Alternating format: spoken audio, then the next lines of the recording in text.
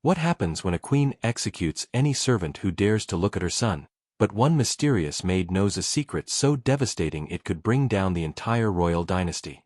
Queen Morgana had killed over 300 people in 20 years of rule, each death brutal, public, and seemingly justified to protect her precious prince. But when an Eastern maid named Alara was dragged to the executioner's block for the crime of meeting Prince Lysander's gaze, she shouted words that would shatter the kingdom forever. "I know about the crystal tomb beneath your palace and the 100 souls you butchered to save his life. This isn't just another medieval execution story.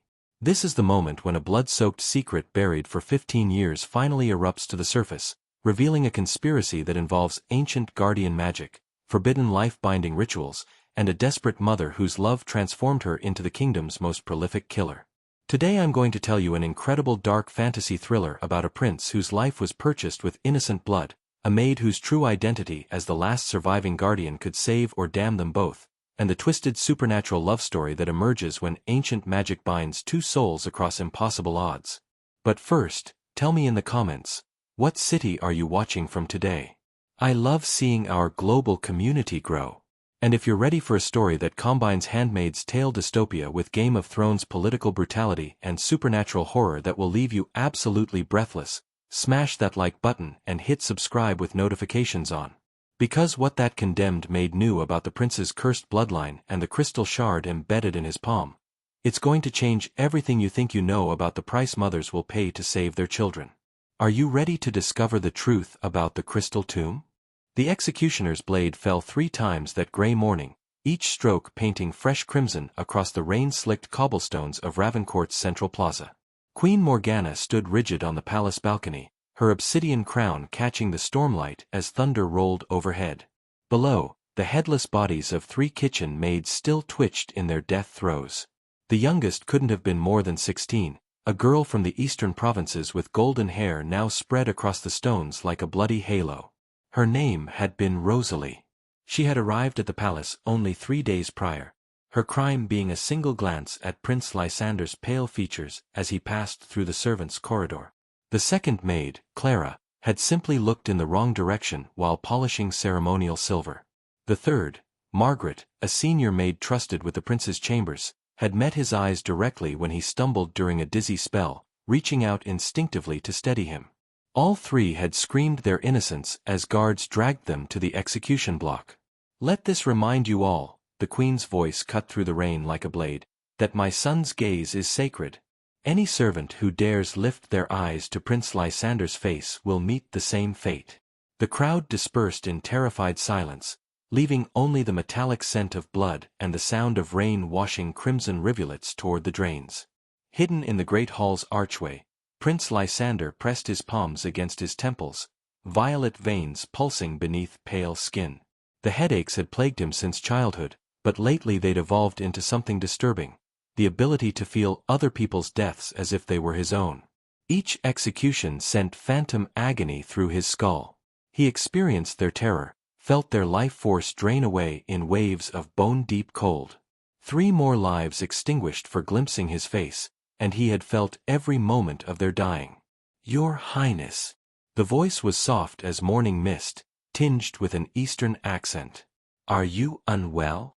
He turned to find a young woman standing behind him, her presence so quiet he hadn't heard her approach. Unlike other servants who scurried with downcast eyes, this one held herself with otherworldly grace. Her hair was dark as night, but when lightning flashed, strange highlights rippled through it like oil on water. "Another cleaning, Your Highness?" she asked, producing bucket and rags. Her storm-gray eyes held ancient knowledge that unsettled him. "The throne room stones have been stained again." Thunder crashed as she knelt beside the throne steps and began scrubbing crimson stains. To his amazement, she hummed softly, an ancient melody that made the walls resonate. For the first time in hours, the ache in his skull began to subside. The sound was hauntingly beautiful, carrying harmonies that existed in frequencies no human throat should produce.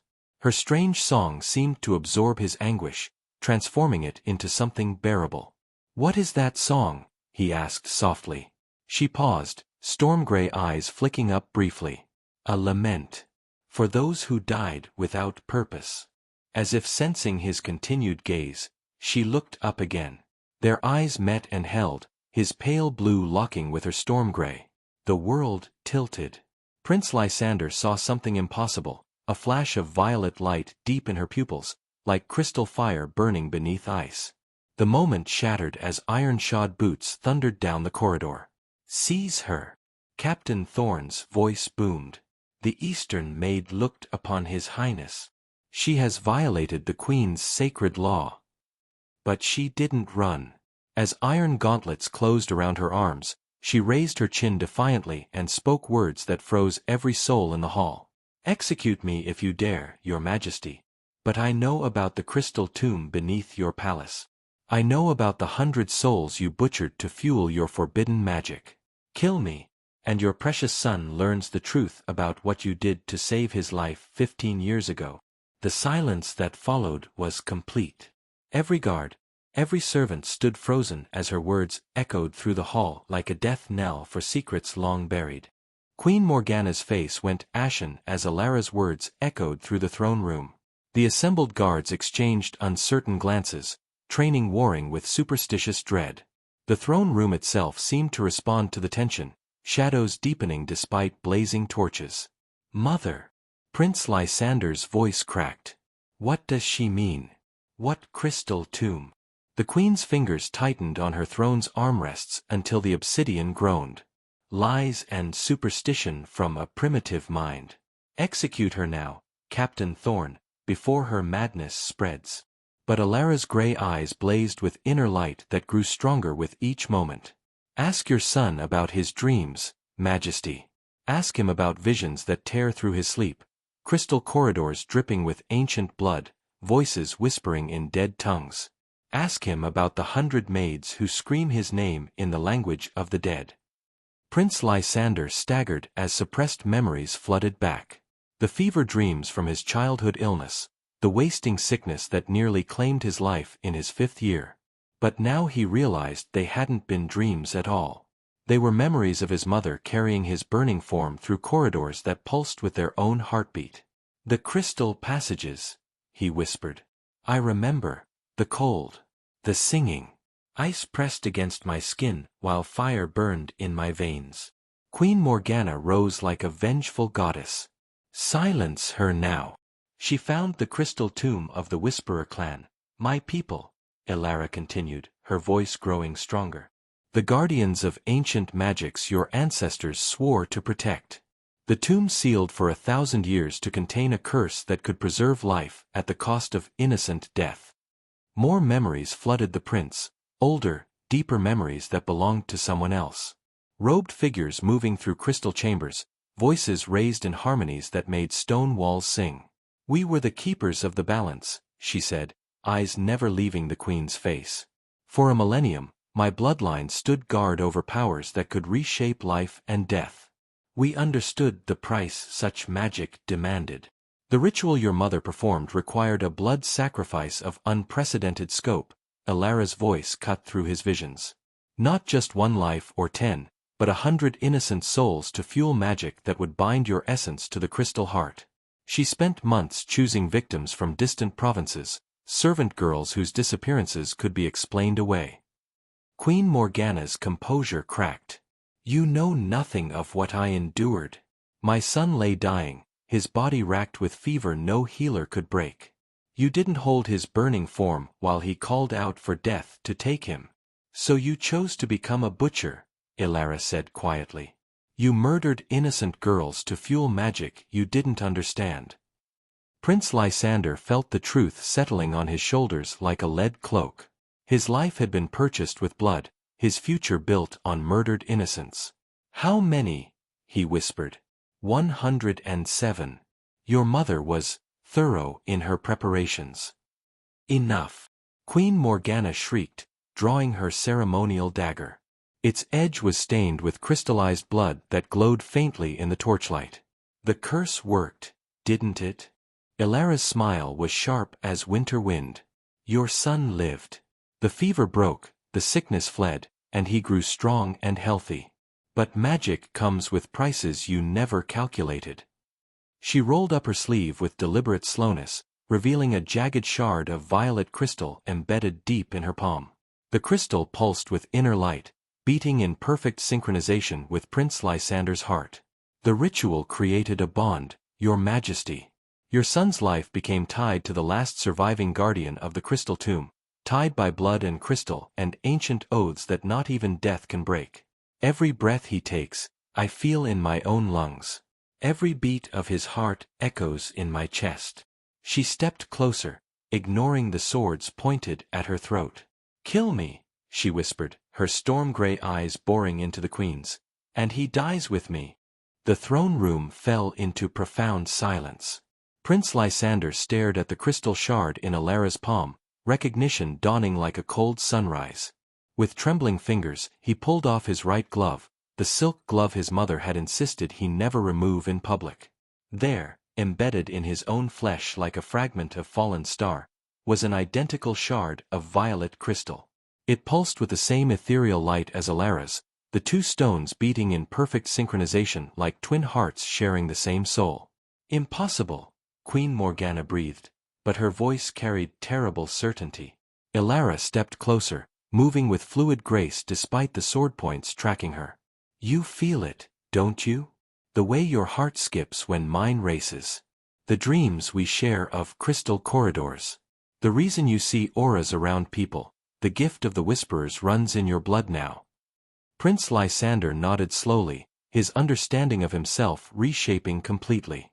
The mysterious headaches, his ability to sense emotions, the compulsion to avoid mirrors, it all made horrifying sense. He wasn't just a prince, he was something that had never existed before, a fusion of royal blood and ancient magic.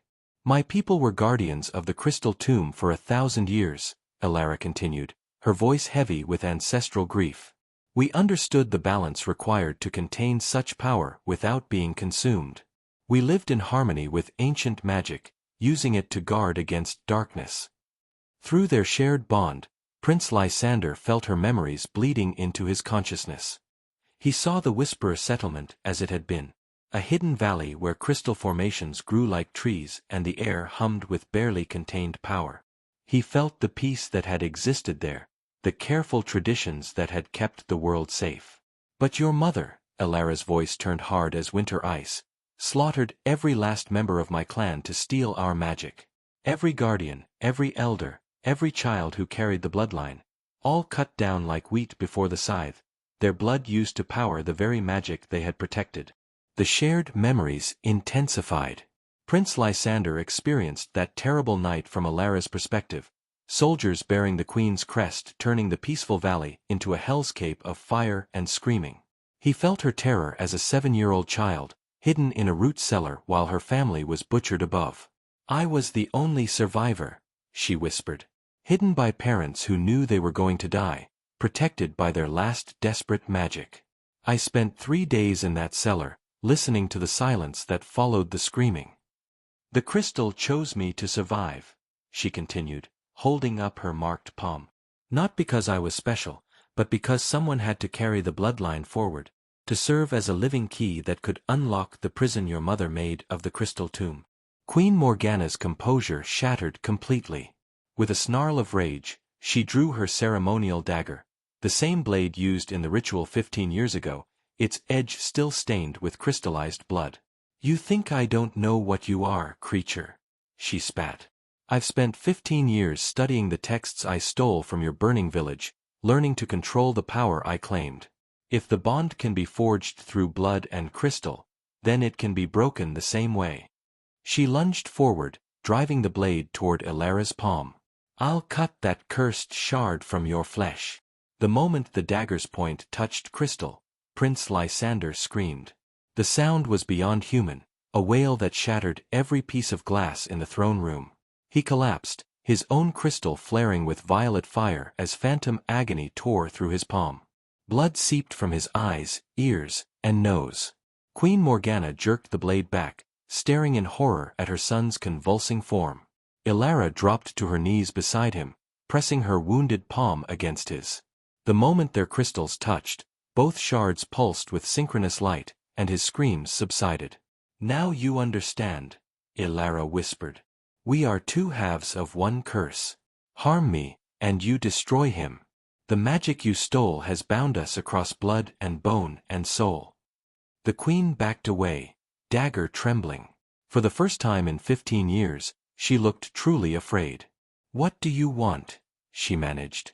Ilara's smile was sharp as winter wind. "Justice, truth, and an end to the corruption that has poisoned this kingdom since you murdered my family." Prince Lysander straightened, his pale eyes now shot through with violet veins. When he spoke, his voice carried harmonics that made the stones vibrate. "Mother," he said quietly, "I think it's time you told me everything." In the distance, thunder rolled like approaching drums, and far beneath them, the crystal tomb began to pulse with awakening power. 3 hours past midnight, Prince Lysander moved through palace corridors like a specter, his bare feet silent on cold stone. Guards lay in unnatural sleep throughout the palace, a gift Ilara had taught him, the ability to weave words of power that only crystal-touched blood could hear and manipulate. The technique came to him like remembering rather than learning, as if the knowledge had been sleeping in his blood since the night his mother bound his life to ancient forces. He found Ilara chained in the deepest dungeon, her wrists raw from iron manacles inscribed with symbols that hurt to look at directly. Despite her restraints, her storm-gray eyes still burned with defiance. "Your mother will kill us both for this," she murmured as the ancient locks clicked open at his touch. "My mother has killed enough people," he replied, his voice carrying new harmonics that made the dungeon walls hum. "The crystal is changing me, Ilara. I can feel everything, every heartbeat in the palace, every whispered prayer, every lie told in these halls." She studied his face, noting violet veins now tracing patterns beneath his pale skin like living tattoos. "The awakening is accelerating. Your royal blood is fighting the Whisperer heritage, creating something that hasn't existed for 1,000 years." They climbed toward the palace's oldest section, where forgotten chambers held remnants of the kingdom's true history. In a room sealed for centuries, Ilara showed him murals telling stories his tutors never taught, the alliance between the royal line and Whisperer guardians. "Look!" She traced painted figures that seemed to dance in torchlight. "Your ancestor, King Aldrich the Wise, and mine, Guardian Lyralii of the Crystal Heart. They were bonded as we are now, two bloodlines joined to contain the tomb's power." Prince Lysander touched the ancient paint, and something extraordinary happened. Where his palm met the mural, images began to glow with violet light. The painted figures moved, their story playing out, a king and guardian joining hands over a crystal that pulsed with the earth's heartbeat. "Two hearts, one curse," he read from script appearing beneath the dancing figures. "When shadow threatens the realm, the bond shall wake again." "Your mother broke the ancient pact," Ilara whispered. "She took power by force instead of accepting it as a gift. That's why the magic corrupted, demanding blood sacrifice instead of willing partnership." More words blazed across the wall. "Only by the guardian's choice can the curse be lifted. Only by the royal sacrifice can the kingdom be cleansed." Through their bond, Prince Lysander felt her memories, the night of flames when Morgana's soldiers came for the Whisperer settlement, the desperate flight through mountain passes, years of hiding and preparing. "I'm the last," she said quietly. "When I die, the bloodline ends forever. The tomb will be unguarded, its power free to corrupt anyone who seeks it. Then we won't let you die." His fingers intertwined with hers, crystal shards pulsing in synchrony. "We'll find another way." But they both knew ancient magic rarely offered alternatives. The mural's glow faded, leaving them in oppressive shadows. In the distance, marching feet echoed, the queen's guards awakening from their enchanted sleep. And beneath their feet, something stirred, the crystal tomb itself, responding to both bloodlines united. "Tell me your name," he whispered as footsteps approached. "Ilara," she breathed. "Ilara of the western winds, last guardian of the crystal heart. Then lead me to the tomb, Ilara. It's time to end this curse." The entrance to the crystal tomb lay hidden beneath the palace's ancient foundations, sealed with molten iron, blessed salt, and incantations in languages that predated civilization. But Prince Lysander's transformed blood made him a living key, the barriers dissolved at his touch like morning mist. They descended into darkness that seemed alive, through passages carved from living stone that pulsed with bioluminescent veins. The air grew thick with power, each breath tasting of copper and starlight. Strange harmonics echoed through the tunnels, something between sound and silence. Ilara led with inherited confidence, her ancestors' memories guiding her. Prince Lysander found his vision had changed. He could see spectrums of light that had no names, perceive magical energy flowing through crystal veins like rivers of liquid fire. "Can you feel them?" Ilara whispered. "The weight of all those souls?" Prince Lysander nodded, overwhelmed by psychic resonance.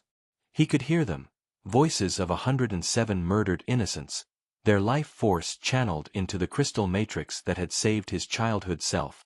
Their whispers followed him, not accusatory but infinitely sad. The passage opened into a vast chamber that defied natural law, a cathedral of impossible beauty and terrible purpose. Crystalline formations jutted from floor and ceiling like frozen lightning, creating patterns that hurt to look at directly. At the chamber's heart stood the crystal tomb, a pillar of pure violet crystal rising from floor to ceiling like frozen starlight. Within the crystal, shadows moved with purpose and intelligence. "The heart of the curse," Ilara breathed. "Every guardian who ever lived, every life your mother sacrificed, they're all in there, suspended between life and death, waiting." Prince Lysander approached as if drawn by invisible threads. The moment his palm touched the smooth surface, runes blazed with blinding light, and suddenly he was experiencing the memory of that terrible night 15 years ago. He felt the fever that had consumed his small body, experienced his mother's desperation when all conventional remedies failed. He was there when Queen Morgana carried his dying form through these passages, chanting words she barely understood. One by one, she had summoned the chosen victims, young women whose disappearances could be explained away. He watched as each sacrifice made the crystal's power stronger, their life force creating a bridge between his dying body and the realm of eternal guardians. "I did it for you," his mother's voice echoed across time. "Every drop of blood, every scream, all for you, my son." The vision shattered, leaving him gasping. Ilara caught him as he stumbled back. "Now you know the full price," she said gently. "Your life was bought with 107 innocents. What will you do with that knowledge?" New runes appeared on the crystal's surface, writing themselves in letters of fire. Asterisk, the bond can be broken, the curse lifted, the dead released, but only by the guardian's willing sacrifice. She who holds the crystal key must surrender her sight eternal, taking on the blindness of those who look upon powers beyond mortal comprehension. Asterisk. Prince Lysander stared at the words, their meaning sinking in. "No. There has to be another way." "There is always another way," Ilara said quietly, but her voice carried the weight of destiny. "The question is whether we're brave enough to take it." Approaching footsteps echoed from above. Queen Morgana had found their trail. "She's coming," Ilara whispered, her hand moving to her sleeve where something glinted. "And she's not coming to negotiate." The crystal tomb pulsed with increasing intensity, responding to all three bloodlines. Ancient powers stirred to wakefulness, and the air thickened with the promise of violence and revelation. The final confrontation was about to begin. Queen Morgana entered the crystal tomb like an avenging angel, her obsidian crown reflecting the pillar's violet radiance in sharp angles. Behind her came Captain Thorn and 24 guards, their weapons drawn but faces pale with fear as they took in the impossible geometry of the ancient chamber. "Step away from my son, creature," she commanded, her voice echoing strangely in the crystalline space. "You've poisoned his mind long enough. Whatever hold you have over him ends now."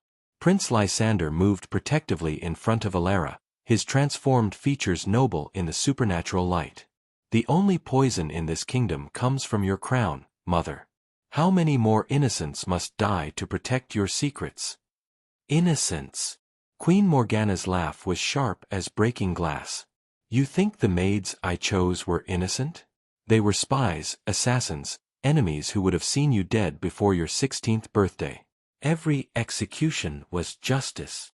It was a masterful lie, woven with conviction to plant doubt. Prince Lysander wavered, his empathic abilities making him want to believe her. Through their bond, Elara felt his resolve waver and pressed her palm against his. "She's using your gift against you," Elara murmured. "Look around. Does this place feel like justice?" Prince Lysander extended his awareness, touching the psychic resonance of the crystal tomb. What he found made him stagger, not the malice of assassins, but the confused terror of innocent girls caught in a web of lies. "You're right," he whispered, then louder. "I can feel their truth, Mother. They were innocent. All of them." Queen Morgana's facade cracked, revealing desperate obsession. "Then they died for something greater. Your life is worth 100 of theirs, 1,000. I would burn this entire kingdom before I let you die." She raised her ceremonial dagger, but instead of aiming at Elara, she pressed the point against her own throat. "Choose, my son.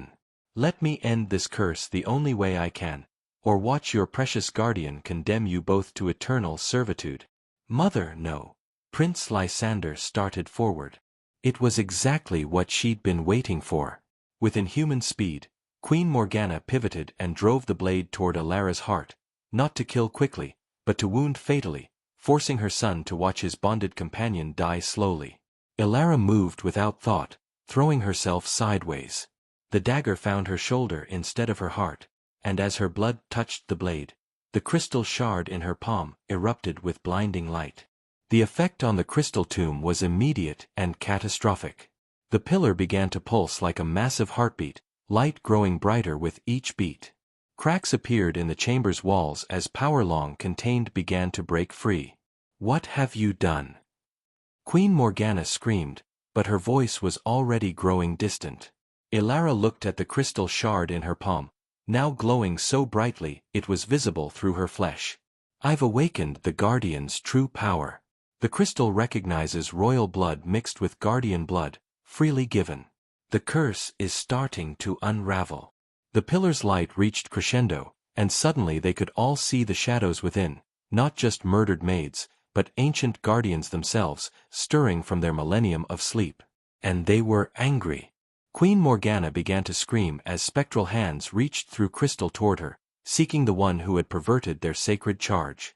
The ancient guardians had been patient for 15 years, but their patience was at an end.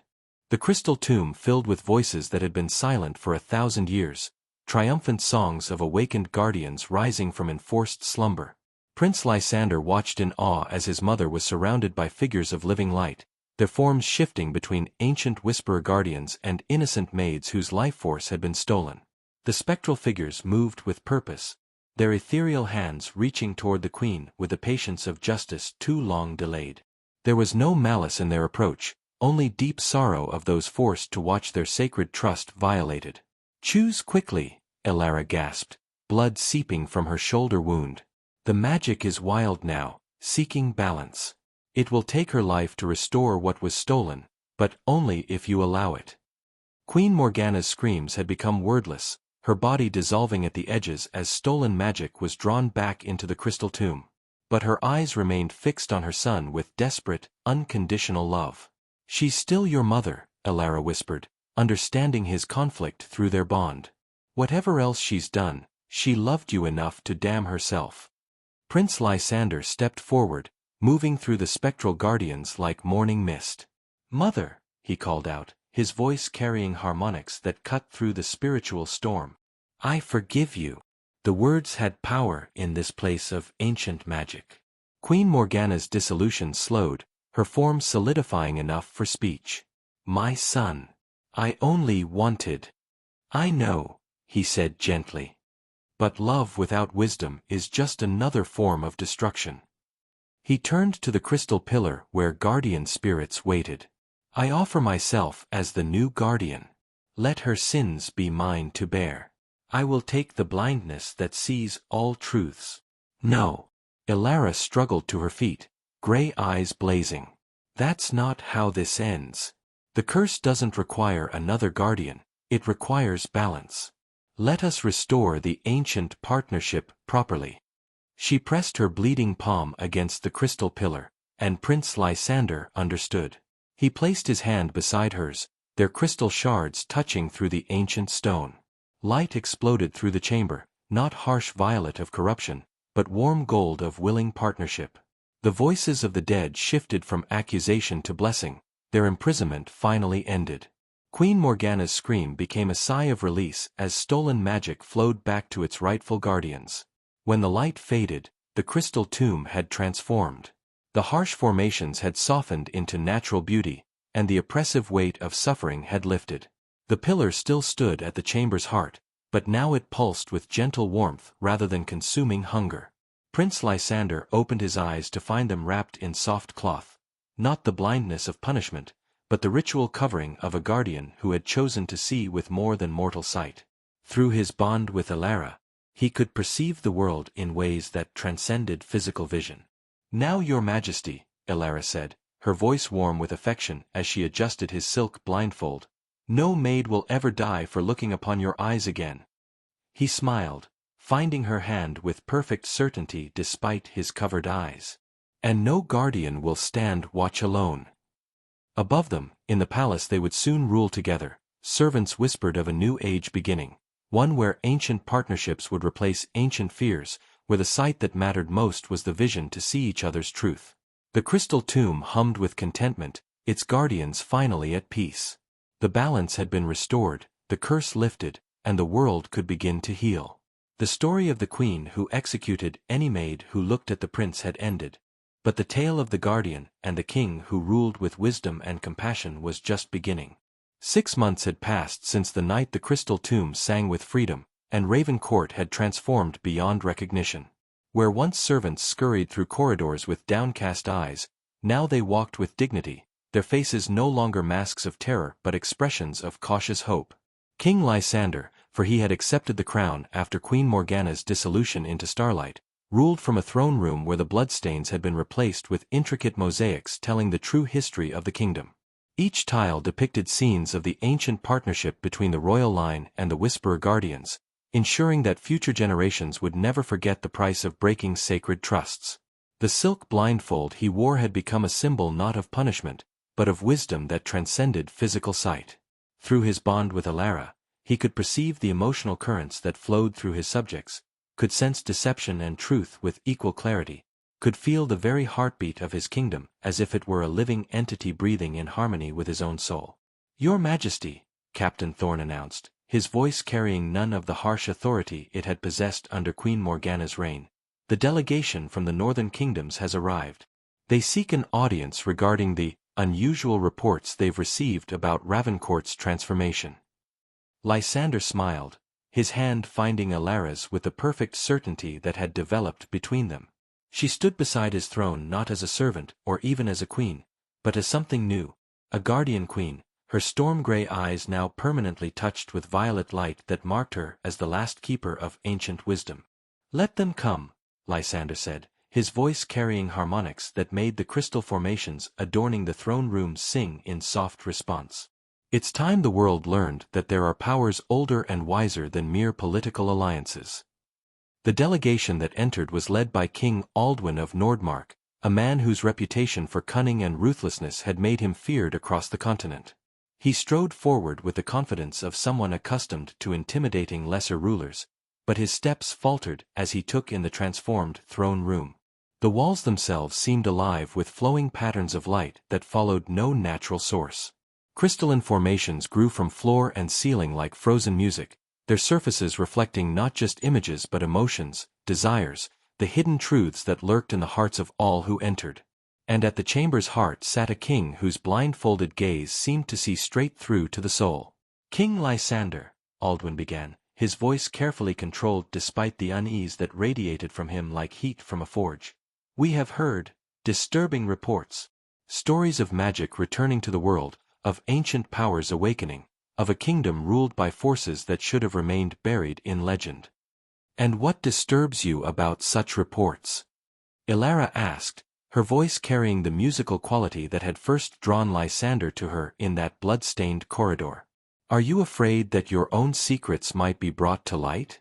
That the suffering you've built your power upon might finally be accounted for?" Aldwin's carefully maintained composure cracked slightly. Through their shared senses, Lysander could feel the man's guilt like a physical weight, decades of conquered villages, of political rivals who had simply disappeared, of innocence sacrificed on the altar of ambition. "We offer you the same choice we offer all rulers," Lysander said, rising from his throne with movements that seemed to flow like water despite his blindness. "Truth or consequences? Partnership or isolation?